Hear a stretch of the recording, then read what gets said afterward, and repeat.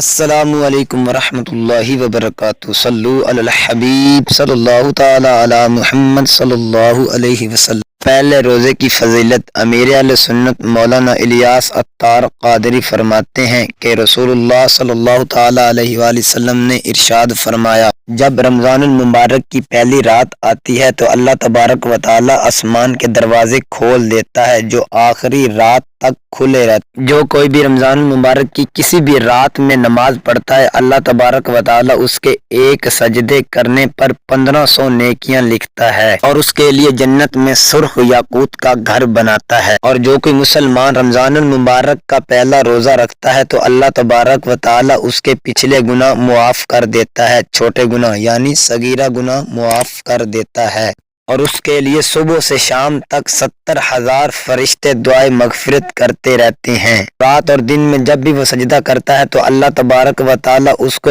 ایک سجدے کے بدلے ایک جنت میں درخت عطا کرتا ہے۔ اس کا سایہ اتنا ہوگا کہ گھوڑا سوار 500 سال تک اس کے سائے میں چلتا رہے گا۔ اللہ پاک ہمیں اس ماہ رمضان المبارک کا پہلا روزہ رکھنے کی توفیق عطا فرمائے اور ہم یہ فضیلتیں پانے میں کامیاب ہو سکیں۔ یہ ایک روزے کی فضیلت ہے۔ جو ماہ رمضان المبارک کے سارے روزے رکھے گا اس کی کیا فضیلت ہوگی۔ اللہ تبارک و تعالی ہمیں ماہ رمضان المبارک کے مکمل روزے رکھنے کی توفیق عطا فرمائے۔ نماز روزوں کی پابندی کرتے رہیے، مدنی چینل دیکھتے رہیے۔ صلو علی الحبیب صلی اللہ تعالی علی محمد صلی اللہ علیہ وسلم۔